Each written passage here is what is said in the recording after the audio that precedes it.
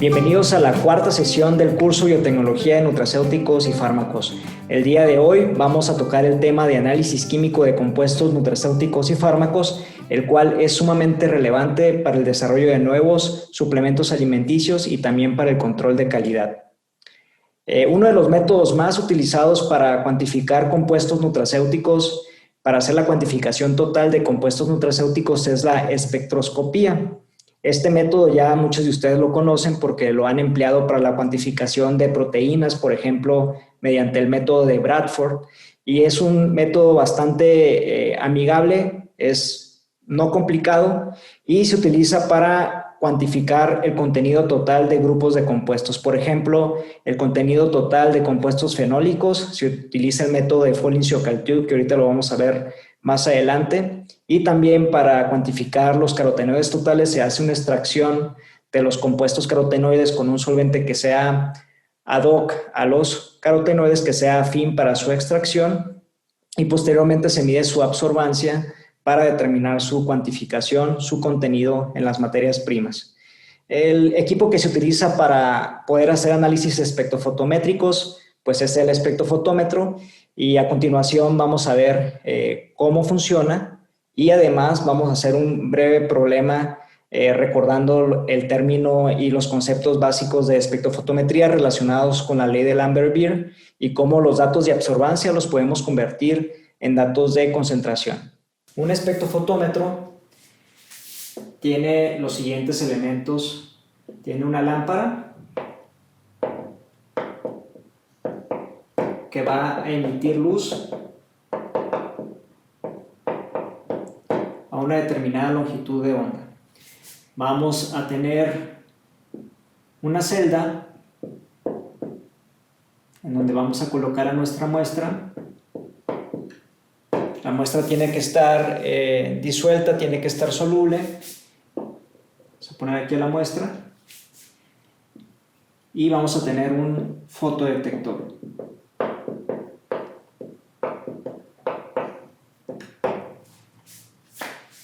Entonces lo que va a hacer el espectrofotómetro es emitir luz a una determinada longitud de onda, y dependiendo de qué tanta luz es absorbida,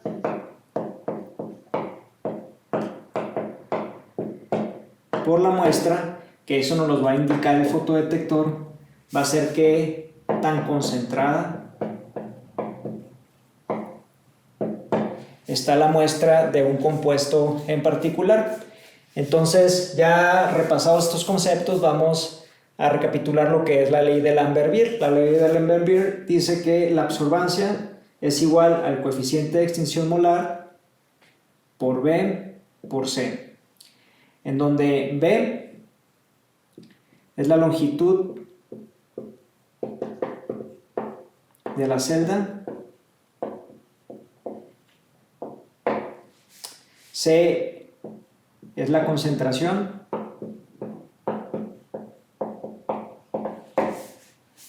y epsilon es el coeficiente de extinción molar. Las unidades del coeficiente de extinción molar dependen de los datos que nos ofrezcan en la literatura, pero generalmente las unidades van a estar en litro sobre mol por centímetro. ¿Ok? Entonces estos son los elementos claves de la ley de Lambert-Beer: el coeficiente de extinción molar, la longitud de la celda y la concentración. Bueno, ya repasado los conceptos de espectrofotometría, vamos a proceder a resolver el siguiente problema. El problema dice lo siguiente: ¿quieres cuantificar la cantidad de impurezas X presentes como contaminantes en tu valiosa muestra del fármaco Y? El peso molecular de X es 320. Sabemos que el coeficiente de extinción de dichos compuestos es 2500, es decir, el coeficiente de extinción del contaminante es de 2500 en una cubeta de cuarzo que tiene un paso de luz de 1 centímetro. Entonces vamos a ver qué datos obtenemos de este párrafo. Primero nos dice que queremos determinar la cantidad de impurezas o la concentración de impurezas X en el fármaco ¿ok? Entonces esos son los datos que tenemos hasta este momento. Nos dice también que el peso molecular de la impureza X es de 320. ¿Cuáles son las unidades de peso molecular? Pues son gramos por mol, o también puede ser miligramos por milimol. Dependiendo del caso, cuando hagamos el análisis dimensional vamos a ver qué unidades utilizamos para el peso molecular. Y también nos dice el problema que el coeficiente de extinción es igual a 2500. Las unidades no las sabemos, pero más adelante con la información que nos da el problema vamos a determinar las unidades del coeficiente de extinción. Este coeficiente de extinción es cuando se tiene un paso de luz de 1 centímetro. ¿Qué nos quiere decir ese 1 centímetro? Que la longitud de la celda es de 1 centímetro. Aquí pues es importante que tengamos bien presente la ecuación de Lambert-Beer que acabamos de ver. Absorbancia es igual a coeficiente de extinción molar por B por C. Coeficiente de extinción molar lo tenemos, 2500, no sabemos cuáles son las unidades, pero ya tenemos algo de información. Longitud de la celda ya sabemos que es 1 centímetro. La concentración la tenemos que determinar. Vamos a seguir leyendo el problema para terminar de obtener toda la información. Dice, usted realizó la extracción de impurezas utilizando 1 miligramo del fármaco. Se utilizó 1 miligramo del fármaco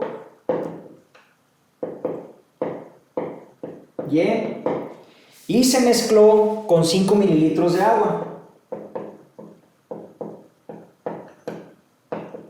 ¿Por qué? Porque las impurezas son solubles en agua. Las impurezas X las podemos extraer con agua, entonces se agregan 5 mililitros a este miligramo del fármaco para obtener 5 mililitros de extracto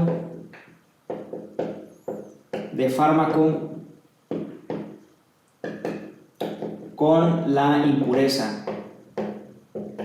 La impureza X que tiene que estar disuelta, ¿no? Acuérdense, algo clave para poder cuantificar con espectrofotometría es que el analito tiene que estar previamente disuelto. Entonces obtenemos estos 5 mililitros, que es el que va a contener a la impureza, y posteriormente el problema dice que luego se lleva a cabo una dilución 1 a 10, es decir, vamos a tomar de estos 5 mililitros, vamos a tomar 1 mililitro y le vamos a agregar 9 mililitros de agua para diluir a la muestra. ¿Esto por qué es importante cuando se utiliza la técnica de espectrofotometría? Porque la absorbancia que obtengamos como resultado del análisis con el espectrofotómetro, la absorbancia debe ser menor que 1. Si la absorbancia que nos arroja el espectrofotómetro es mayor que 1, muy probablemente no vamos a obtener resultados que sean precisos y exactos. El espectrofotómetro pierde sensibilidad cuando su absorbancia empieza a arrojar datos mayor a 1. Por eso siempre se tiene que llegar a una dilución del compuesto o del extracto que nos vaya a dar una dilución menor a 1. En este caso se tuvo que hacer una dilución 1 a 10 antes de hacer la medición con el espectrofotómetro. Y esto es muy importante al momento de que vayamos a hacer el cálculo final de nuestros resultados, porque el resultado lo tenemos que multiplicar por 10. El resultado que obtengamos aquí al momento de sustituir en la ecuación de Lambert-Beer va a estar diluido 10 veces. Entonces, acuérdense, otro dato muy importante, el factor de dilución va a ser igual a 10. ¿Cómo se calcula? Volumen inicial, es decir, tomamos 1 mililitro de aquí, del extracto, más 9 mililitros de agua que agregamos entre el volumen inicial. Esto es igual a 10. Esto es el factor de dilución y al final hay que multiplicar por 10 los resultados que obtengamos en el problema. El problema después dice que después de hacer la dilución se procedió a medir la absorbancia del compuesto en un espectrofotómetro y el resultado de absorbancia, es decir, de la A, dio 0.5, ¿ok? Dice que no se tiene un estándar comercial para la impureza X y nos piden la concentración en partes por millón del contaminante X en el fármaco Y. ¿Qué quiere decir eso? Partes por millón. Que al final tenemos que decir cuántos miligramos del contaminante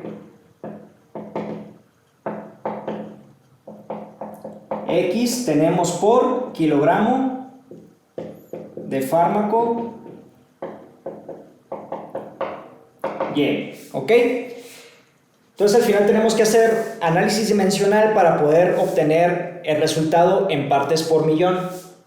Si se fijan, y ahora ya tenemos todos los datos, ¿no? Tenemos la absorbancia, tenemos que es 0.5, tenemos el coeficiente de extinción, que es 2500, nos falta determinar las unidades que tiene ese coeficiente de extinción.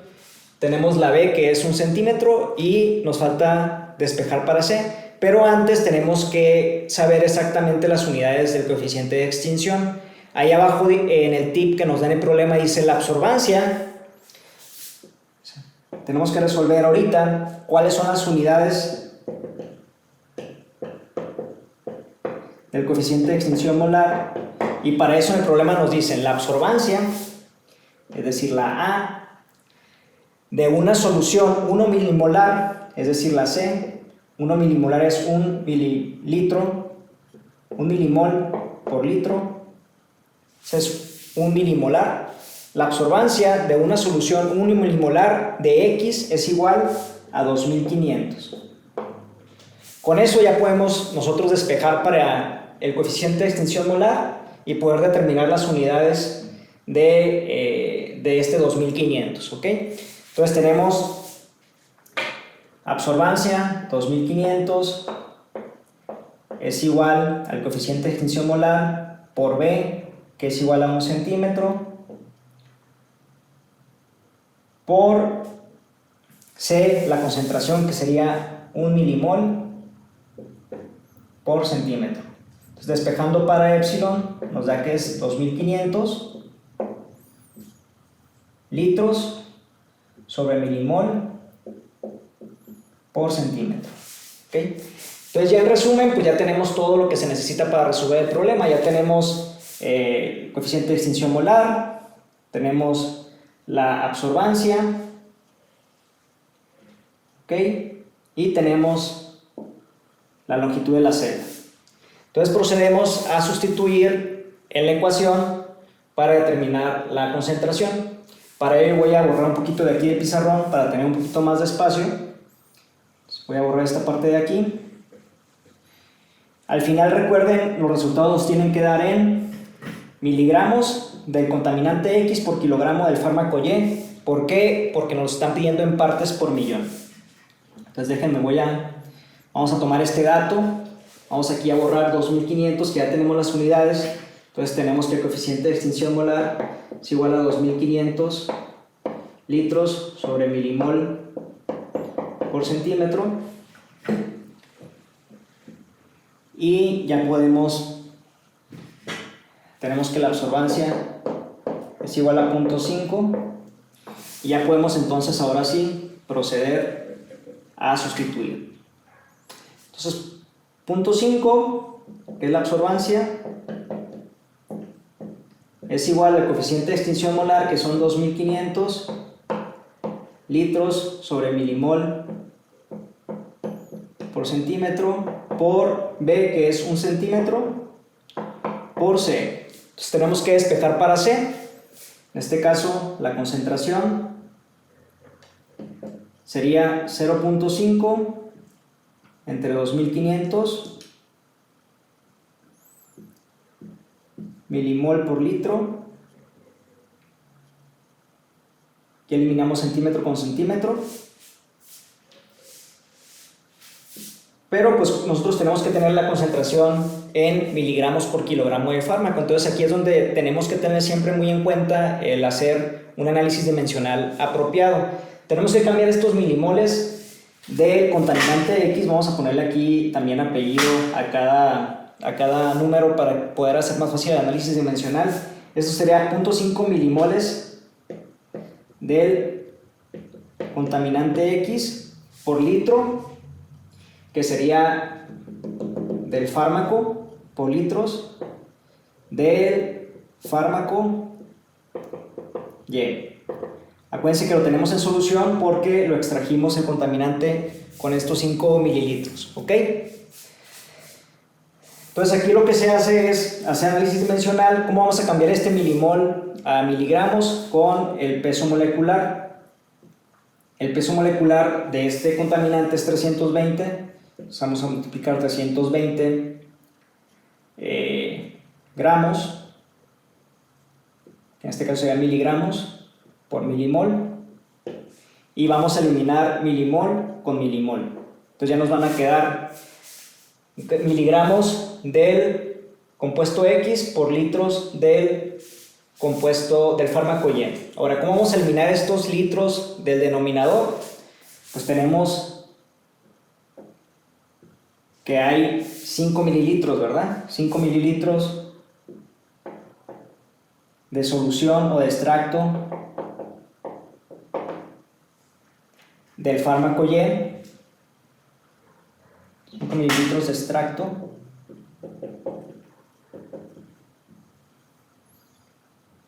de Y por cada miligramo del fármaco Y. Estos datos vienen de la información que nos dan en la descripción del problema. Entonces tenemos 5 mililitros del extracto Y por 1 miligramo del fármaco X. Pero pues aquí no podemos eliminar estos litros con estos mililitros, ni nos van a quedar las unidades del denominador en kilogramo, que es lo que nos están pidiendo al final. Entonces tenemos que seguir haciendo un análisis dimensional. Vamos a multiplicar esto de acá primero para convertir estos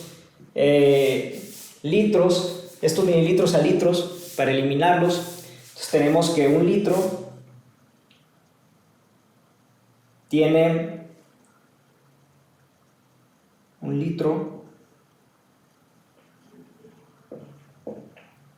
tiene 1000 mililitros, ¿ok? Ya con eso vamos a eliminar los litros y vamos a eliminar los mililitros. Y también tenemos que 1 kilogramo, aquí sería 1 kilogramo del fármaco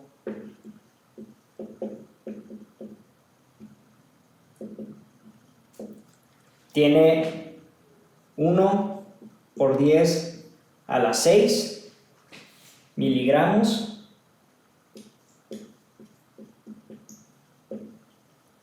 del fármaco Y.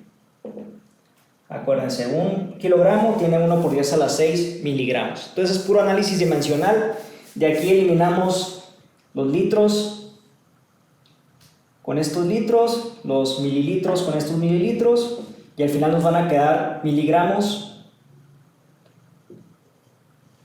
del contaminante, miligramos del contaminante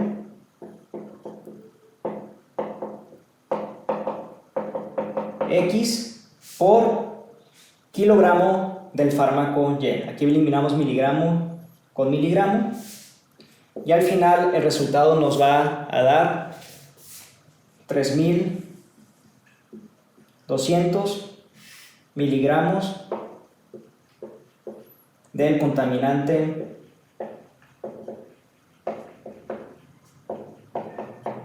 X por kilogramo del fármaco Y. Este sería el resultado final. Si se fijan, la clave está en hacer un buen análisis dimensional y con eso pueden hacer la solución y llegar al resultado en las unidades que nos están pidiendo en el problema. Otra manera en que podemos cuantificar un compuesto utilizando datos obtenidos a partir de un espectrofotómetro, es decir, a partir de datos de absorbancia, es utilizando una curva de calibración o desarrollando una curva de calibración para nuestro compuesto de interés. Muchas veces los compuestos se encuentran de forma disponible en compañías que se dedican a la producción de estándares químicos. Se consigue el estándar químico y nosotros lo que tenemos que hacer es construir una curva estándar cuantificando el compuesto puro bajo las condiciones en las que nosotros vamos a cuantificar nuestro compuesto de interés en nuestra matriz alimenticia o en nuestro suplemento alimenticio. Para poder obtener la curva de calibración, lo que se hace, como les comento, es conseguir ese estándar químico y hacer una dilución en serie de ese estándar externo, le vamos a llamar. Es un estándar que ustedes compran, lo diluyen en una solución que sea adecuada para poder tener disuelto completamente el compuesto y después se hace una dilución en serie. Ya que se hace la dilución en serie, pues vamos a graficar nuestros resultados de absorbancia contra la concentración como la variable independiente y la absorbancia como la variable dependiente. En esta figura podemos ver que al momento de desarrollar una curva de calibración es muy importante considerar aspectos como, por ejemplo, el límite de detección, también el límite de cuantificación, el rango en el que la cuantificación va a ser lineal. En este caso podemos ver que para datos en particular se comporta de forma lineal la absorbancia en una concentración de 0 hasta 62, pero arriba de 62 ya el equipo no responde y se queda una asíntota y no sigue incrementándose de forma lineal la absorbancia. Es muy importante que cuando nosotros desarrollemos una curva estándar estemos seguros de que obviamente es lineal y cuando obtengamos los datos que obtengamos de absorbancia, al momento de que los vayamos a traducir en concentración, estén en estos rangos en los que se guarda la linearidad de nuestra curva estándar. Entonces, ¿cuáles son los números que necesitamos obtener para poder obtener la curva de calibración? Bueno, hay que graficar, como les comento. Ya hay paquetes computacionales que nos ayudan a hacer las regresiones lineales. Se grafican en el eje de las Y la absorbancia, en el eje de las X la concentración. Hacemos una regresión lineal para obtener la ecuación de la línea, en donde Y, en este caso, va a ser la absorbancia y X va a representar la concentración de nuestro compuesto de interés. Entonces desarrollamos la curva estándar con el estándar externo y luego hacemos la cuantificación de nuestro compuesto, extrayendo el compuesto de nuestro alimento o de nuestra muestra, y ya con los datos de absorbancia los sustituimos aquí en esta ecuación y podemos obtener la concentración que tenemos de nuestro compuesto en nuestra muestra de interés. Vamos ahora a hacer un problema relacionado con la cuantificación de compuestos fenólicos totales en mora azul para poder ejemplificar aún mejor cómo funciona la curva de calibración, cómo hacer la curva de calibración también y cómo hacer la regresión lineal empleando, por ejemplo, Excel y cómo obtener al final los resultados de concentración de un compuesto en particular por kilogramo o por gramo de una muestra en específico. Para ejemplificar el uso de curva de calibración en la cuantificación de compuestos a partir del uso de datos espectrofotométricos, vamos a solucionar el siguiente problema, enfocado en cuantificar los fenólicos totales de la mora azul. El problema dice lo siguiente: 5 gramos de mora azul fueron homogenizadas con 20 mililitros de metanol. El extracto metanólico se utilizó para determinar la cantidad de compuestos fenólicos totales en la fruta. La mora azul tiene un porcentaje de humedad del 96%. ¿Qué datos podemos obtener de este primer enunciado? Primero, que se utilizaron 5 gramos de mora azul y que para extraer los fenólicos totales que había en esa mora azul se utilizaron 20 mililitros de metanol.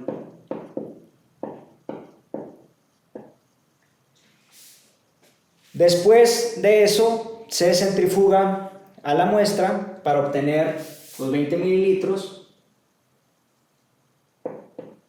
de extracto metanólico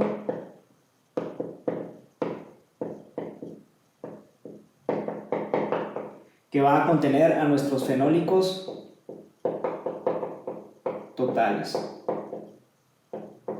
¿Por qué se utiliza metanol? Porque el metanol permite la extracción de la mayoría de los grupos de los compuestos fenólicos. Más adelante, cuando veamos el tema de fenólicos, vamos a ver que hay flavonoides, hay ácidos fenólicos y tienen diferentes polaridades estos compuestos. Mediante el uso del metanol podemos extraer la mayor cantidad de fenólicos totales que están libres en la matriz alimenticia, en este caso la mora azul. Entonces agarramos 5 gramos de mora azul, los licuamos con 20 mililitros de metanol, centrifugamos y recuperamos a los 20 mililitros es decir, eliminamos a los restos de morazul y recuperamos 20 mililitros de extracto metanólico que va a tener los fenólicos totales. Después, el ejercicio dice que la morazul tiene un 96% de humedad. Esto es muy relevante porque la mayoría de las veces los datos los vamos a tener que reportar tanto para reportes científicos, reportes de laboratorio, etcétera. Los tenemos que reportar en base húmeda y en base seca. Entonces, el porcentaje de humedad es un dato clave. En este caso, la morazul tiene un 96% de humedad y al final este dato lo vamos a utilizar para reportar nuestros datos en base seca. Después en el problema dice, el extracto metanólico se diluyó al 50%. ¿Qué quiere decir eso? Que antes de hacer la medición espectrofotométrica se hizo una dilución 1:2. Es decir, tenemos 1 mililitro del extracto metanólico, le agregamos 1 mililitro de metanol, entre 1 mililitro, esto nos va a dar el factor de dilución, que va a ser 2 entre 1, es decir, tenemos un factor de dilución de 2. Esto, acuérdense, lo tenemos que utilizar para multiplicar al final nuestro resultado por 2, porque quiere decir que lo que cuantifiquemos en la muestra diluida va a estar al doble en el extracto inicial, es decir, en este extracto de 20 mililitros. Para ejemplificar aquí lo que ocurre cuando se hace la cuantificación de los compuestos utilizando un extracto diluido y no diluido, se empleó la cuantificación en ambos extractos. Como podemos darnos cuenta, aquí dice que el extracto pues se mezcla, se muestra el procedimiento que se sigue para la determinación de fenólicos totales utilizando el método de Folin, que esto pues es solamente las proporciones en las que se deben de mezclar los reactivos y el tiempo que se debe de dejar reaccionar la muestra con el reactivo de Folin-Shockel-Tube para que se genere una coloración azul que al final se cuantifica qué tan azul se pone a 725 nanómetros, y de esa manera podemos tener una idea de la concentración de los compuestos comparando con una curva de calibración, que son los datos que se muestran aquí en el problema. Tenemos la curva de calibración, que ahorita vamos a pasar a hablar un poquito más sobre eso, pero nos comentan en el problema que la absorbancia del extracto metanólico diluido fue de 0.35. Absorbancia es de 0.35 en el diluido.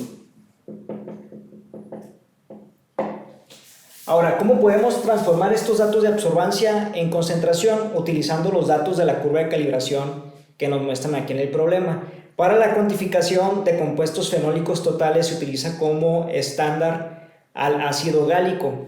Entonces se realizó una curva estándar de ácido gálico de una concentración de 0.12 a 0.006 miligramos por mililitro, es decir, se preparó una solución concentrada, se hicieron diluciones y todas esas diluciones se sometieron al ensayo de Folin-Shockel-Tube, y al final, después del ensayo, cada una de esas diluciones nos dieron una absorbancia que van desde 0.043 hasta 0.3833. Es muy importante que siempre tomemos en cuenta las absorbancias en el rango que están en nuestra curva de calibración. Si tenemos absorbancias que son mayores, no podemos utilizar ese dato que obtengamos a partir de la muestra. Tenemos que diluir el extracto para poder llegar a una absorbancia que esté dentro de nuestro rango de la curva de calibración, que en este caso es de 0.043 a 0.3833. Si se dan cuenta, el resultado aquí nos da 0.35 de la muestra diluida, entonces sí podemos utilizar el dato de la muestra diluida para hacer el cálculo de fenólicos totales, pero la muestra sin diluir nos da 0.5. Entonces ese dato no lo podemos utilizar porque está por arriba de la absorbancia máxima que nos dieron la curva de calibración. Entonces, ¿cómo obtenemos una curva de calibración? Pues vamos a ver ahorita cómo a partir de estos datos podemos obtener la curva de calibración en Excel. Para obtener la curva de calibración, vamos a copiar los datos que nos proporcionan el problema en Excel. Excel tiene la función de hacer regresiones lineales a través de datos experimentales. Entonces, aquí vamos a poner en el eje de las X los miligramos de ácido gálico que tenemos para nuestra curva estándar y la absorbancia para el eje de las Y que nos dio para cada uno de estas concentraciones de ácido gálico. Entonces seleccionamos los datos, vamos a insertar, ponemos insertar dispersión punteada, seleccionamos los datos y con el botón derecho del mouse vamos a seleccionar agregar línea de tendencia. Después de seleccionar línea de tendencia, de seleccionar agregar línea de tendencia, vamos a poner presentar ecuación en el gráfico y ya de esa manera obtenemos la ecuación para poder resolver ahora sí los problemas de concentración. Entonces nuestra ecuación sería Y es igual a 3.3005x menos 0.0047. Algo bien importante, cuando hagamos una curva de calibración, siempre en el eje de las X tenemos que poner nuestra variable independiente y en el eje de las Y nuestra variable dependiente. Es decir, nosotros tenemos a la concentración, que es nuestra variable independiente. Esto que está en el eje de las X está en miligramos de ácido gálico por mililitro de solución. Y en el eje de las Y está la absorbancia que nos da estas concentraciones cuando las sometemos al ensayo de Follin-Ciocal-Tew, y de esa manera se obtiene la regresión, la ecuación de la regresión lineal, y con esto podemos proceder a hacer los cálculos para nuestra muestra en específico. Bueno, ya que determinamos la curva de calibración que nos dio Y es igual a 3.3005x menos 0.0047, ya podemos ahora sí transformar estos datos de absorbancia en concentración. ¿Qué representa la Y? Representa la absorbancia. ¿Qué representa la X? Representa la concentración. ¿En qué unidades nos va a dar la concentración? En las unidades que estén en la curva de calibración. En este caso están en miligramos de ácido gálico por mililitro de metanol. Vamos a sustituir entonces el punto 35, que fue la absorbancia que nos dio, es igual a 3.3005 X, que sería la concentración, que es lo que tenemos que despejar, menos 0.0047. Entonces despejamos para X, X es igual a 0.35 más 0.0047 entre 3.3005, y esto nos da igual a 0.1074 miligramos de ácido gálico por mililitro de metanol. Pero nosotros queremos los resultados en miligramos de fenólicos totales por gramo de mora azul. Entonces tenemos que volver a hacer un análisis dimensional como lo hicimos en el problema anterior. Aquí tenemos que multiplicar este resultado por los mililitros totales que tenemos, que son 20 mililitros, y dividirlo entre la cantidad inicial de mora azul, que son 5 gramos de mora azul. Entonces vamos a multiplicar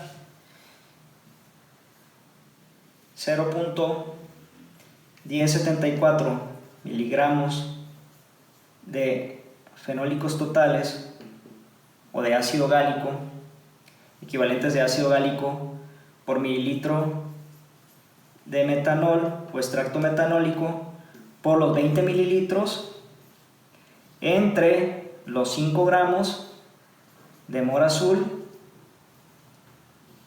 son 20 mililitros de metanol, y estos resultados ya nos van a dar en miligramo de fenólicos totales por gramo de mora azul. Y algo muy importante que no debemos de olvidar, multiplicar por 2, que es el factor de dilución. Acuérdense que esta muestra está diluida porque estaba muy concentrada en fenólicos y se salían los resultados de la curva de calibración. Nos daban 0.5 cuando no estaba diluido, entonces tenemos que utilizar el dato de la muestra diluida. ¿Y esto qué nos va a dar? Nos va a dar 0.4298 miligramos de fenólicos totales por gramo de mora azul. Ahora, estos datos están en base seca, base húmeda, que es como se utilizan las moras. Ahí dice que son 5 gramos de mora en base húmeda. Tenemos que cambiarlos a base seca. Voy a borrar un poquito de información de aquí para poder explicar cómo hacer el intercambio de base húmeda a base seca. Nuestro resultado da 0.4298 miligramos de fenólicos totales por gramo de mora azul en base húmeda.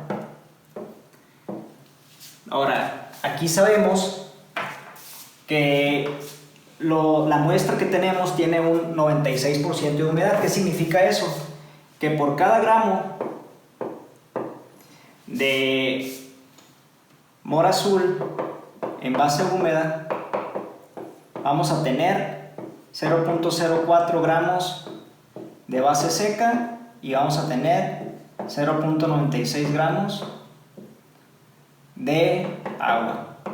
Entonces, haciendo también un análisis dimensional, vamos a poder determinar la concentración que vamos a tener en base seca. Entonces aquí tenemos, vamos a multiplicar, tomándolo de acá, 1 gramo de mora azul en base húmeda tiene 0.04 gramos de mora azul en base seca, y con eso ya ponemos la equivalencia aquí en la ecuación. 1 gramo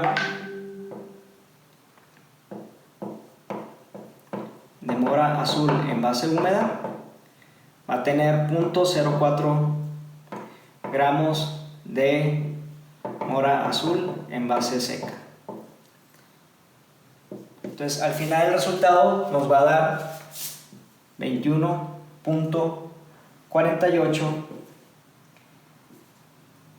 miligramos de fenólicos totales por gramo de mora azul en base seca. Y bueno, ese es el resultado para este problema. Ahora ustedes hagan el mismo procedimiento utilizando el punto 5, es decir, de la muestra sin diluir.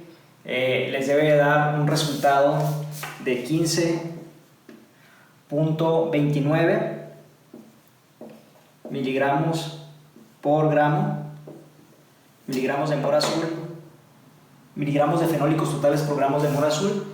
Se van a dar cuenta que les da menor a esto, y vamos a platicar sobre por qué da menor en la sesión de preguntas y respuestas.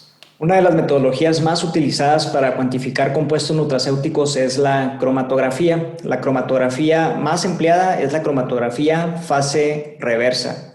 Recordando un poquito los términos y los conceptos de cromatografía, esta se basa en el uso de una fase móvil y una fase estacionaria. En el caso de la cromatografía líquida de alta resolución, que es fase reversa, la fase estacionaria es no polar y la fase móvil es polar. Es decir, en la fase estacionaria, que es una columna cromatográfica, vamos a inyectar a nuestra muestra, y con ayuda de la fase móvil, la muestra va a recorrer la fase estacionaria y se van a ir separando los compuestos que están presentes de acuerdo a la polaridad que tienen esos compuestos y cómo van interactuando con la columna. Los compuestos que van a salir primero son aquellos que interactúan menos con la columna cromatográfica, y los que van a salir después son los que interactúan más o son más afines a la columna cromatográfica. ¿Qué es la cromatografía fase reversa? Pues como les comento, la fase estacionaria es una columna cromatográfica que va a estar empacada con sílica unida a un hidrocarburo de 18 carbonos o de 30 carbonos. Son las más empleadas. La de 18 carbonos se utiliza para separar principalmente a compuestos fenólicos, y también se puede emplear para la separación de carotenoides. Se utiliza para la separación de glucosinolatos también, pero la más utilizada para carotenoides es la C30 porque los carotenoides son compuestos que son más no polares y necesitan una columna que sea más no polar para poderse separar mejor durante el proceso de cromatografía. Aquí está la cromatografía fase normal. En la cromatografía fase normal, primero salen los compuestos no polares, porque la columna cromatográfica es polar, entonces interactúan más los compuestos polares y son los que tardan más en salir de la columna cromatográfica, contrario a la cromatografía fase reversa, que salen primero los compuestos polares, porque son los que interactúan menos, y al final salen los compuestos no polares. Bueno, ahora lo que vamos a hacer es ver un breve video en donde se explica el funcionamiento de la cromatografía líquida de alta resolución.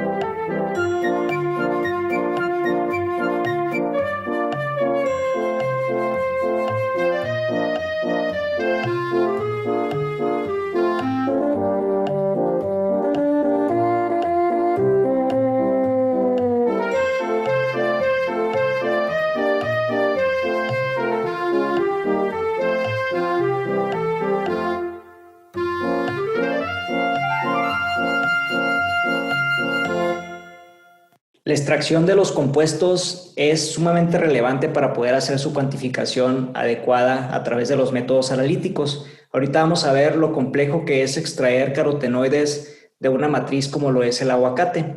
El primer paso que hay que hacer es obtener una muestra homogénea. Hay que tomar alrededor de 2 gramos de aguacate. Tenemos que tomar varios aguacates para tener una muestra representativa, macerar ese aguacate para tener pues una pasta de aguacate, un puré, y a partir de ahí tomar 2 gramos para hacer la extracción de los carotenoides. En el caso de los carotenoides son compuestos que son muy sensibles a diferentes condiciones como la luz, el oxígeno, entonces es muy importante que para este tipo de compuestos que se van degradando durante el proceso de extracción se utilicen estándares internos. Es decir, se agrega un compuesto que es muy parecido químicamente al compuesto que se quiere cuantificar para determinar qué tanto se va degradando durante todo el proceso de extracción y poder al final corregir los datos de concentración de nuestro compuesto de interés. En el caso de los carotenoides, se utiliza el beta-APO8' carotenal, que es un carotenoide sintético, no existe en la naturaleza. Entonces se agrega al aguacate y este compuesto se puede cuantificar con el mismo método que se cuantifican los carotenoides. Entonces, al principio se agregan en una concentración conocida y se determina cuánto queda al final del proceso de extracción para poder normalizar nuestros resultados y saber cuánto había de nuestro compuesto de interés. En el caso del aguacate, pues se tiene que seleccionar un solvente que sea afín a los carotenoides mayoritarios que se encuentran en la matriz alimenticia. En este caso se encuentran más xantófilas que carotenos. Los carotenoides se clasifican en xantófilas y en carotenos. Y en este caso, las xantófilas son más afines a la acetona. Entonces, podemos utilizar acetona para extraer a los carotenoides del aguacate. Y algo muy importante es asegurarnos la completa extracción de los carotenoides. Los carotenoides se encuentran ligados a proteínas, se encuentran ligados a grasas, a macromoléculas. Por lo tanto, es importante hacer una extracción consecutiva, es decir, hacerla de forma repetida en la misma materia prima para asegurarnos que logramos extraer la mayor cantidad del compuesto que queremos cuantificar. En este caso, se utiliza la acetona, se agregan a los 2 gramos de muestra, se pueden agregar alrededor de 10, 15 mililitros de acetona, se homogeniza y después se recupera esa acetona y a través de un matraz quitasato podemos recuperar en el papel filtro que se obtiene ahí en el proceso de recuperación del solvente. podemos tomar ese material y volver a extraer los carotenoides que nos quedaron ahí restantes, que no se lograron extraer durante la primera extracción. Y este proceso, en el caso del aguacate, que es con uno de los cultivos que más hemos trabajado en el grupo de investigación, se tiene que hacer 3 veces. Tenemos que extraer 3 veces de forma consecutiva y al final se tienen que combinar todos esos extractos acetónicos para poder lograr tener todos los carotenoides que había de forma inicial en el aguacate. Después que lo que se hace, se evapora esa acetona. Ya al evaporar esa acetona nos vamos a quedar con el aceite. Vamos a lograr tener el aceite del aguacate, que es en donde se encuentran concentrados todos los carotenoides. Y esos carotenoides, a ser xantófilas, se van a unir a las grasas, van a ser muy, muy afines a las grasas, van a estar esterificados. Por lo tanto, es importante, antes de pasar el proceso de cromatografía, realizar una saponificación para separar a los carotenoides de las grasas. Entonces, agregamos una mezcla de saponificación que contiene hidróxido de potasio 9 molar, es una solución etanol-agua al 50%, y con esto vamos a lograr hidrolizar o separar a los xantófilas de las grasas. Vamos a obtener los carotenoides y las grasas se van a convertir en jabones, y de esa manera los vamos a poder separar por polaridad, porque después la mezcla de saponificación la vamos a agregar a un embudo de separación que va a tener hexano, y los carotenoides, al momento de que se agrega la mezcla de saponificación en presencia de hexano ya en el embudo, se van a ir hacia el hexano por polaridad, y de esa manera vamos a poder recuperar a los carotenoides. Posteriormente lo que se hace es recuperar la fracción de hexano, evaporar por completo al hexano, y nos vamos a quedar con un polvito, un polvo que va a ser color naranja, que va a contener a los carotenoides, y posteriormente ese polvito se va a resuspender en isopropanol, y ese es el que vamos a, ya resuspendido, es el que vamos a utilizar para inyectarlo en el HPLC, poder hacer la separación de los compuestos y ver la cuantificación de luteína, en este caso, que es el carotenoide mayoritario en el aguacate. Fíjense lo que se obtiene como resultado. Se obtiene un cromatograma con diferentes picos. Esto es lo que detecta, lo que se va detectando al momento de que van saliendo los compuestos de la columna cromatográfica. Entonces obtenemos este cromatograma y le podemos dar su identificación a cada pico a través del uso de detectores, como un detector de fotodiodos, por ejemplo, un detector de masas, y podemos cuantificarlo a través de estándares comerciales, ¿no? Por ejemplo, el compuesto número 5 es el carotenoide mayoritario del aguacate, que es la luteína, y para poderlo cuantificar hay que comprar un estándar comercial, que lo podemos conseguir en cualquier empresa que produzca compuestos químicos, como Sigma Aldrich, por ejemplo. Compramos el estándar, y si tiene el mismo tiempo de retención, es decir, si sale alrededor de los 19 minutos el compuesto estándar y presenta las mismas características de lambda máxima de absorción, características espectrofotométricas, etcétera, vamos a darnos cuenta que es el mismo compuesto. Entonces ya podemos darle identidad de que es la luteína. Y este compuesto que está aquí, el EI, es el estándar interno. Entonces, como les comento, se tiene que agregar al principio para saber qué tanto se degrada. Si se fijan, pues aquí se disminuye su área, que quiere decir que se va a degradar durante el proceso de extracción, pero ya conociendo qué tanto agregamos al principio, podemos normalizar nuestros resultados. Y aquí estos datos que estamos viendo corresponden a un experimento que hicimos en el que pasteurizamos con alta presión hidrostática el aguacate, que es la única metodología por la cual se puede pasteurizar un alimento es utilizando alta presión, un alimento como el aguacate, perdón, porque el aguacate, si le agregamos temperatura, pues se va a convertir en un producto desagradable, va a saber amargo, se va a poner negro, y la única manera en que lo podemos pasteurizar de forma eficiente hasta ahorita, lo que se ha estudiado, es la alta presión hidrostática. Con la alta presión hidrostática inducimos la ruptura de las membranas celulares de las bacterias, inducimos su muerte, y en este caso, al también romper las membranas de las células de las plantas, podemos hacer que se hagan más biodisponibles los compuestos. Como nos podemos dar cuenta, el pico de luteína pues incrementó bastante, se incrementó y eso se debe a que se puede extraer mejor la luteína en el producto que está pasteurizado. Y bueno, después se tiene que, como les digo, identificar cada uno de los picos utilizando estándares comerciales, viendo qué es lo que ha reportado la literatura en cuanto a cuáles son los compuestos mayoritarios en una muestra. Y bueno, aquí están los resultados que obtuvimos en este experimento que les comento. Teníamos el aguacate sin presurizar y con presurización, pues incrementa el contenido de carotenoides de forma muy significativa. Bueno, ahora vamos a pasar a hacer un ejercicio en el que vamos a utilizar este concepto de estándar interno para poder calcular la concentración de carotenoides en aguacate. Bueno, ahora para ejemplificar el uso de los datos de la curva estándar y del estándar interno vamos a resolver el siguiente problema. El problema dice: la luteína es un carotenoide que se encuentra en alta concentración en el aguacate pasteurizado con alta presión hidrostática. Dicho compuesto se va degradando debido a la acción de una enzima presente en el aguacate llamada lipoxigenasa.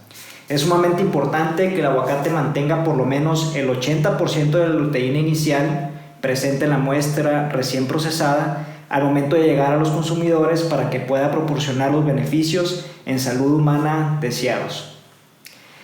La determinación de luteína se realiza mediante cromatografía líquida de alta resolución, es decir, HPLC, empleando una columna fase reversa C30.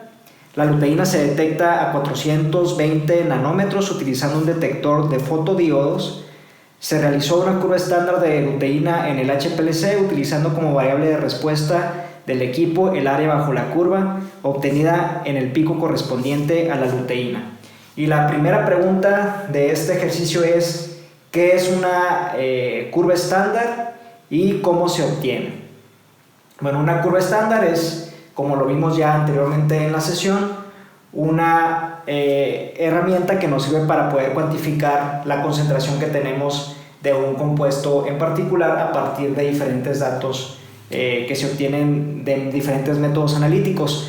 En el caso del HPLC, la variable de respuesta que vamos a utilizar va a ser el área bajo la curva correspondiente al pico del compuesto que queremos cuantificar.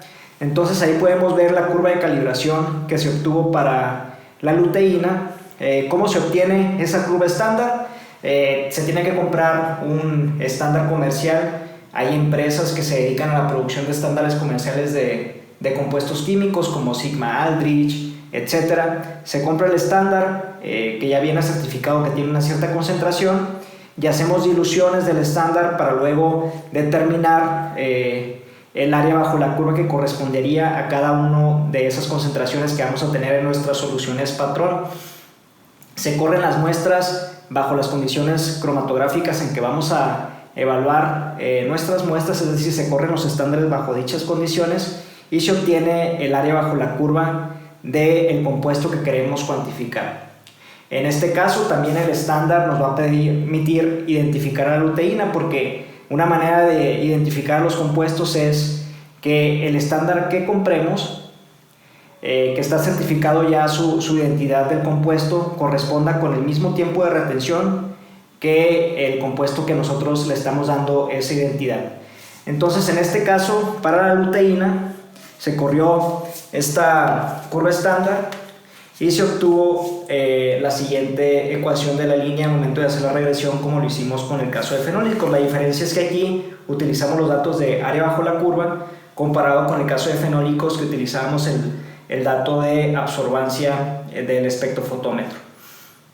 Entonces aquí se obtuvo la Y es igual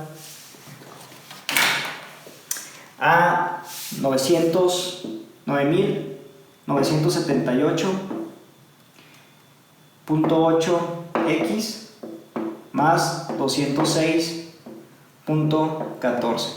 Esta es la curva de calibración. Como vimos, en el eje de las Y vamos a tener nuestra variable de respuesta y en el eje de las X vamos a tener a la concentración. En este caso, al despejar para X, la concentración nos va a dar en miligramos por litro, es decir, en partes por millón. ¿Por qué? Porque es la concentración con la que se obtuvo la curva de calibración. Entonces es muy importante la curva de calibración para la cuantificación de luteína, y vamos a continuar leyendo El problema, dice, el procedimiento de extracción de carotenoides consiste en lo siguiente: homogenizar 5 gramos de aguacate con 20 mililitros de acetona en presencia de 3 partes por millón del estándar interno. Ahorita en el slide anterior vimos la importancia de agregar el estándar interno cuando se cuantifica luteína o cuando se cuantifica algún carotenoide, porque los carotenoides se van degradando durante cada etapa del proceso de extracción. Entonces tenemos los 5 gramos de aguacate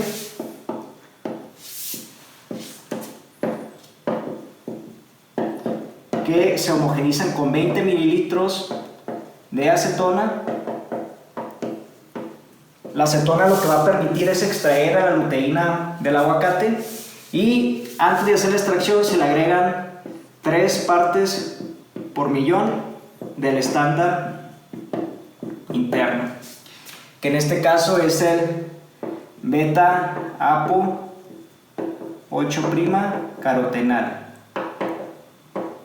Es el estándar interno que se utiliza la mayoría de los casos para la cuantificación de los carotenoides.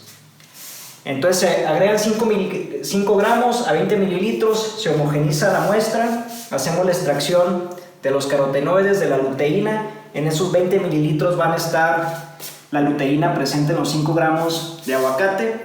Y el siguiente paso que sigue el procedimiento es evaporar acetona y saponificar el aceite remanente en con 10 mililitros de mezcla de etanol KOH. ¿Qué quiere decir? Que estos 20 mililitros de acetona los vamos a evaporar.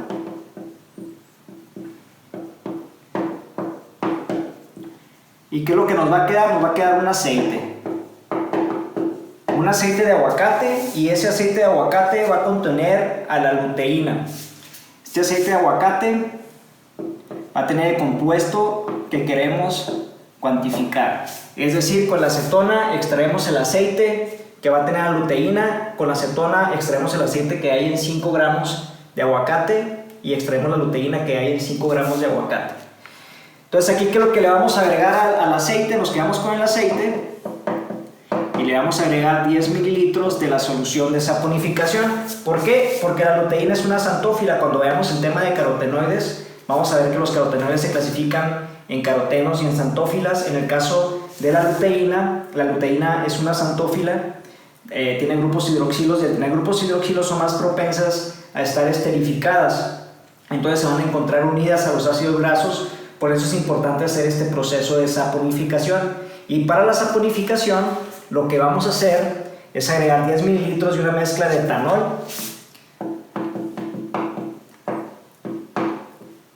una mezcla acuosa, es una solución acuosa de etanol con hidróxido de potasio para que ocurra la saponificación. ¿Y qué es lo que va a ocurrir después? Vamos a recuperar estos 10 mililitros de la mezcla ya saponificada que va a contener el aceite, a la mezcla saponificada, y vamos a agregarlos a 50 mililitros de hexano. Previamente tenemos que tener esos 50 mililitros de hexano en un embudo de separación. Entonces aquí van a entrar los 10 mililitros de hexano, los 10 mililitros de la mezcla de saponificación. Vamos a tener aquí 50 mililitros de hexano. Vamos a agitar cuidadosamente para evitar que se degraden los carotenoides. Vamos a agitar cuidadosamente, vamos a esperar que se separen las dos fases, y en la fase del hexano se van a separar dos fases, y en la fase del hexano van a quedar los carotenoides, es decir, va a quedar la luteína. Una vez que se hace la hidrólisis, que se separan los carotenoides de las grasas a través de la saponificación, la luteína se libera y es más afín al hexano que a la solución etanólica o a la solución de saponificación. Entonces, de esa manera vamos a lograr que se extraiga la luteína, nos quede en el hexano. Al final vamos a recuperar estos 50 mililitros. Recuperamos los 50 mililitros de hexano y los vamos a evaporar. Evaporar por completo esos 50 mililitros. Entonces, ¿qué es lo que nos va a quedar al final? Nos va a quedar un polvito, y ese polvito va a ser color naranja, color amarillo, y va a tener a la luteína. Y ese polvito después lo vamos a resuspender en 2 mililitros de isopropanol, que es como lo vamos a inyectar al HPLC para poder cuantificar la luteína. Entonces, ¿qué es lo que podemos concluir de todo este proceso de extracción? Que empezamos con 5 gramos de aguacate para extraer la luteína, y que la luteína que hay en 5 gramos de aguacate al final nos van a quedar disueltas en 2 mililitros de isopropanol. Esto es muy importante para el momento de que hagamos los cálculos, que tengamos presente que todos los solventes que se van agregando se van evaporando, y al final nos quedamos con 2 mililitros solamente, que van a tener disueltos a los carotenoides presentes en el aguacate. Entonces aquí viene la siguiente pregunta: ¿qué es y para qué se utiliza el estándar interno en el procedimiento de extracción de carotenoides? Ya lo platicamos antes de solucionar este problema. El estándar interno es un compuesto cuya estructura química es muy similar a los compuestos que queremos cuantificar, que no se encuentran presentes en la naturaleza, pero podemos cuantificarlo con el mismo método de cuantificación que vamos a cuantificar nuestro compuesto de interés. En este caso, el beta-APO8' carotenal, que es el estándar interno, tiene pues características similares a los carotenoides y se puede cuantificar al mismo tiempo que cuantificamos la luteína. De esa manera sabemos de estos 3 partes por millón que agregamos al principio, qué tanto se degradó y qué tanto nos quedó al final, para poder corregir los datos que se obtengan ya al final de concentración. Entonces aquí dice: al inyectar los extractos de carotenoides correspondientes a la muestra de aguacate recién procesada, es decir, la de tiempo cero, se obtuvo los siguientes datos correspondientes al área bajo la curva del pico correspondiente a luteína. Para la muestra recién procesada nos dio un área bajo la curva. Voy a eliminar la información que está aquí para poder tener algo de espacio. Nada más como resumen del proceso de extracción, es importante tener en cuenta que empezamos con 5 gramos de aguacate,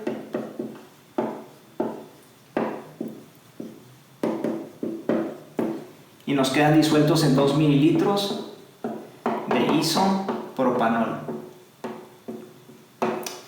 Entonces, el área bajo la curva de la muestra recién procesada correspondiente al pico de luteína es de 4.231. Este es el área bajo la curva. Entonces, con esto podemos calcular la concentración que hay de luteína por gramo de aguacate recién procesado. ¿Qué es lo que hacemos? Pues vamos a sustituir el área bajo la curva en la Y. Aquí la Y corresponde al área del pico y la X va a corresponder a la concentración. Entonces sustituimos 4.231 es igual a 9978.8x más 206.14. Y vamos a despejar para X. Sería 4.231 menos 206.14 entre 9978.8, y esto nos va a dar un total de 0.433 miligramos de luteína por litro de isopropanol. Acuérdense que las unidades en las que nos va a quedar el resultado va a ser las unidades en las que se realizó la curva de calibración. La concentración que empleamos para obtener la curva de calibración fue en partes por millón, Entonces la X, al momento de resolverla, nos va a dar las unidades en miligramos de luteína por litro de isopropanol. Ahora, tenemos que tener los miligramos de luteína por gramo de aguacate, por kilogramo de aguacate. Vamos a hacerlo en partes por millón. Entonces, ¿qué es lo que hay que hacer? Pues lo mismo que hicimos en el problema de los fenólicos, hay que hacer un análisis dimensional. Tenemos 0.433 miligramos de luteína por litro de isopropanol, y tenemos que nuestra muestra quedó en ¿cuántos mililitros de isopropanol? En 2 mililitros, ¿verdad? Entonces multiplicamos por el volumen, 2 mililitros, y luego tenemos que cambiar esos mililitros a litros para poder eliminar las unidades. Un litro tiene 1000 mililitros. Ahora lo queremos por kilogramo. Todo esto corresponde a los 5 gramos, entonces ponemos 1 entre 5 gramos. Ya con eso eliminaríamos litros con litros, mililitros con mililitros, y nos quedarían miligramos de luteína por gramo. Entonces estos gramos hay que cambiarlos a kilogramos. 1000 gramos es igual a 1 kilogramo. Y ya de esa forma podemos calcular la concentración que hay de luteína, que sería 0.16132 miligramos de luteína por kilogramo de aguacate. Bueno, algo muy importante aquí es el factor de recuperación, es decir, considerar qué tanto se perdió del estándar interno para considerar eso al momento de hacer nuestro cálculo de la concentración final. Como les dije, los carotenoides se van degradando durante todo el proceso de extracción, y como podemos ver en el problema, al final de las 3 partes por millón que se agregaron al inicio del estándar interno, solamente se recuperaron 1.5 partes por millón. Entonces, este resultado hay que dividirlo entre el factor de recuperación, es decir, vamos a dividirlo entre 1.5 entre 3, es decir, entre 0.5. Entonces al final el resultado nos da 0.322 miligramos de luteína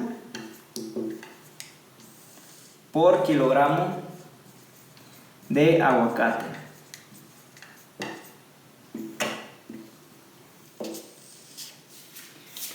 Esto ya es considerando las pérdidas que hubo de estándar interno y asumiendo que la luteína se va a degradar de forma similar durante el proceso de extracción. Ahora, para la siguiente parte, lo voy a dejar que ustedes lo resuelvan.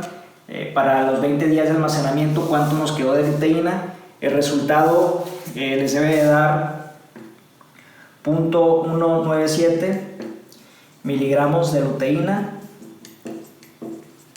por kilogramo de aguacate.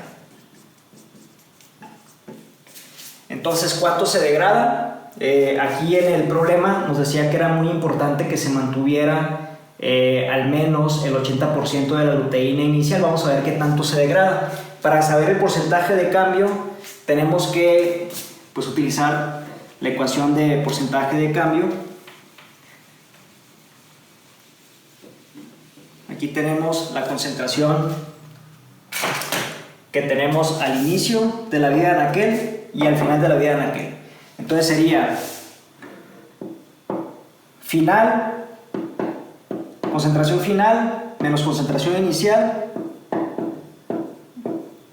entre concentración inicial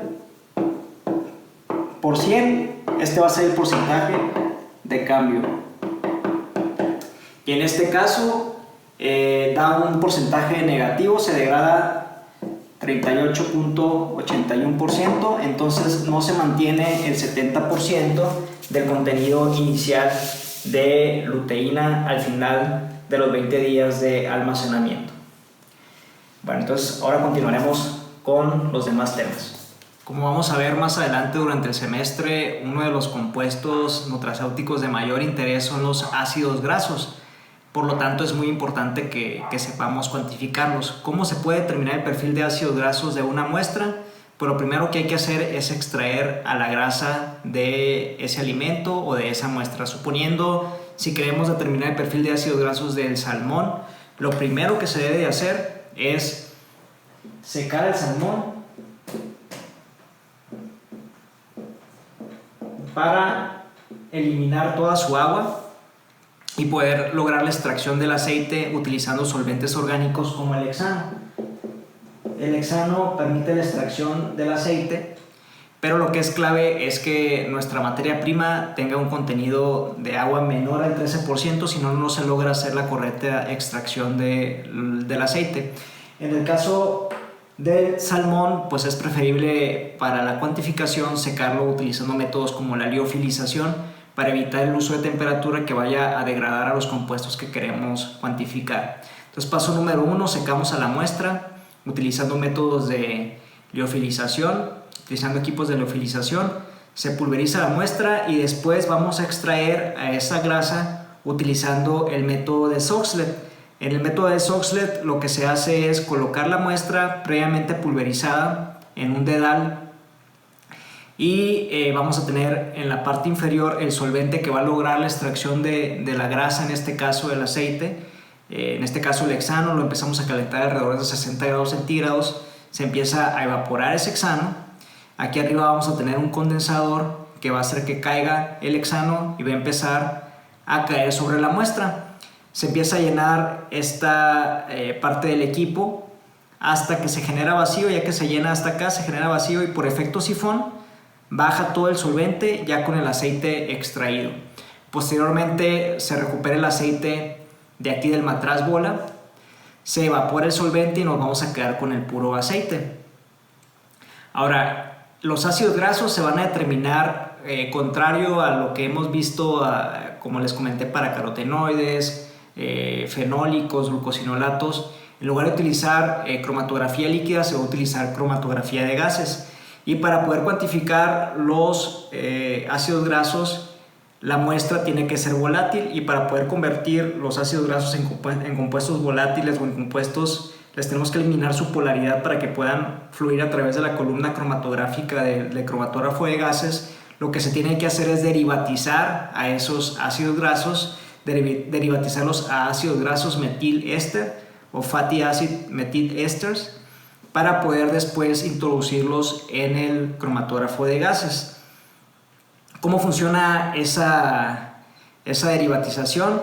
Pues se hace una hidrólisis alcalina con hidróxido de sodio en presencia de metanol para generar los ácidos grasos metil-ésters y en presencia de este catalizador, y posteriormente se inyectan en el equipo cromatográfico. Y pues al igual que en el HPLC vamos a lograr separar todos los picos cromatográficos dependiendo de qué tanto interaccionan los ácidos grasos con la columna cromatográfica. Aquí los que van a salir primero son los ácidos grasos de cadena más corta y después van a salir los ácidos grasos de cadena más larga, es decir, primero sale el C12, luego el C14, luego el C16, luego el C16-1, luego el C18, C18-1, C18-2, C20, y así es como van saliendo de la columna cromatográfica y es como los vamos a lograr identificar. Muy bien, hasta ahorita hemos visto cómo se cuantifican compuestos que son orgánicos, pero también hay compuestos nutracéuticos que son inorgánicos, como los minerales como el selenio, minerales como el zinc, como el hierro. Vamos a ver durante el semestre que también proporcionan propiedades nutracéuticas. Por lo tanto, es importante que también sepamos cuantificar compuestos inorgánicos, y para ello se tiene que utilizar la espectroscopía de absorción atómica o el plasma inducido, que ahorita vamos a ver cómo funcionan.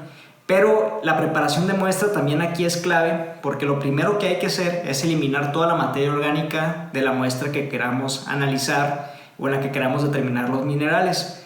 ¿Cómo vamos a lograr eliminar esa materia orgánica? A través del método de cenizas secas o el de cenizas húmedas. En el caso de cenizas secas, lo que se hace pues es incinerar la muestra, se introduce dentro de una mufla alrededor de 660 grados centígrados, y de esa manera vamos a eliminar a toda la materia orgánica, y finalmente lo que vamos a obtener va a ser un polvito blanco que van a ser las cenizas, y lo vamos a disolver en ácido nítrico, clorhídrico, hiperclórico, y después se va a aforar a un volumen conocido de agua regia. ¿Qué es la agua regia? Es una mezcla de ácido nítrico con ácido clorhídrico que permite disolver cualquier mineral, cualquier metal, puede disolver incluso el oro, y esto lo que va a permitir es tener los metales en solución para luego poderlos analizar por espectroscopía de absorción atómica. Una limitante de preparar las muestras por cenizas secas comparado con cenizas húmedas, que es lo que vamos a ver a continuación, es que por la temperatura tan alta que se utiliza, algunos minerales como el hierro, por ejemplo, se pueden evaporar ligeramente y vamos a cuantificar una concentración menor de lo que realmente tiene la muestra. Esa es una de las limitantes, además del tiempo que tarda en prepararse la muestra, que pues tarda alrededor de 8 horas dejarlo dentro de una mufla, que es en donde ocurre el proceso de incineración. En cambio, pues en el caso de las cenizas húmedas, la muestra se coloca en un matraz tipo Kendall, en donde se agrega ácido nítrico hiperclórico en presencia de calor entre 250 y 280 grados centígrados por alrededor de 3 horas, y de esa manera ya vamos a eliminar a toda la materia orgánica y nos vamos a quedar solo con los minerales en solución. Y posteriormente se afora la muestra con agua regia y ya vamos a tener también los minerales disueltos, listos para su cuantificación. Hay dos métodos principales de cuantificación de minerales, como les comenté. Está la espectrometría de absorción atómica y está la espectrometría de emisión en plasma. Un mineral, cuando se encuentra en estado excitado, tiene la capacidad de absorber luz a diferentes longitudes de onda. Es lo típico que hacemos en el laboratorio cuando nos dan una muestra de minerales que no conocemos su identidad. Lo ponemos en una flama de acetileno-aire que se obtiene a través de la combustión de acetileno-aire, y vemos el cambio de color. Ese cambio en color se debe a que el mineral pasa a un estado de combustión, un estado excitado, y durante ese estado tiene la capacidad de absorber luz a diferentes longitudes de onda, y de esa manera podemos cuantificar el contenido de diferentes minerales. En este caso, en el primer método que vemos, que es el de absorción atómica, el equipo funciona de la siguiente manera. Tenemos una mezcla combustible oxidante de acetileno-aire o acetileno óxido nitroso. Tenemos un lugar en donde se va a depositar la muestra obtenida por cenizas secas o cenizas húmedas. Aquí ya están los minerales disueltos. Vamos a tener un nebulizador que va a llevar la muestra hacia una flama, o sea, la flama que nos va a permitir llevar a un estado de combustión a los minerales. Vamos a tener, una vez que llega la flama, rápidamente se van a eliminar el solvente, y vamos a poder llevar en estado gaseoso a los minerales, que van a poder absorber luz a una determinada longitud de onda UV o visible. El equipo está, uno de sus principales componentes es la lámpara intercambiable hueca catódica, y esta lámpara lo que va a permitir es emitir luz a una longitud de onda en específico. Esta lámpara la podemos estar intercambiando dependiendo del mineral que vayamos a cuantificar, que es una de las desventajas de este equipo, que tenemos que tener diferentes lámparas para que emitan luz a diferentes longitudes de onda, pero la vamos intercambiando dependiendo del mineral que queramos cuantificar. Vamos a tener, ¿cómo se va a cuantificar la cantidad de mineral? Es como lo vimos con la espectrofotometría, depende de la luz que se logre absorber a través de esta flama. Está emitiéndose luz a una cierta longitud de onda, depende de qué tan concentrado está el mineral, la cantidad de luz que se va a absorber al pasar a través de la flama. Va a haber un monocromador, un detector, que nos va a permitir determinar la concentración del compuesto. En el caso de plasma inducido, aquí, contrario al espectrofotómetro de absorción atómica, aquí se pueden cuantificar todos los minerales en una sola corrida. En el otro equipo tenemos que estar cambiando la lámpara, y en este equipo su fundamento es que una vez que tenemos la muestra, también se nebuliza hacia el plasma. Y en este caso, la muestra, los minerales van a pasar a un estado excitado y luego van a regresar a un estado basal. Y cuando regresan a ese estado basal, van a estar emitiendo luz a diferentes longitudes de onda. Y dependiendo de qué tanta luz emiten a las diferentes longitudes de onda, se puede cuantificar qué tanto mineral tiene de cada uno de los minerales que sean de nuestro interés. En el caso de los alimentos, que lo que más nos interesan son minerales muy puntuales como el hierro, el calcio. Con el equipo de absorción atómica es suficiente, pero para otros estudios, por ejemplo estudios forenses, estudios de suelo, que hay que cuantificar una cantidad muy grande de minerales, es mejor utilizar el plasma inducido, porque en una sola corrida puedes obtener la concentración de todos los minerales. El costo de los equipos pues es muy distinto. Un equipo de plasma inducido puede llegar a costar 10 veces más que un equipo de absorción atómica. Y bueno, con este tema terminamos la introducción al análisis químico de compuestos nutracéuticos. Este es uno de los temas prioritarios durante el curso. Cuando veamos los diferentes grupos de compuestos nutracéuticos, vamos a estudiar a profundidad todo su análisis desde su extracción, cómo funcionan los equipos para cuantificarlo, cómo se cuantifican, cómo se identifican, y vamos a seguir aprendiendo todavía más sobre estos temas.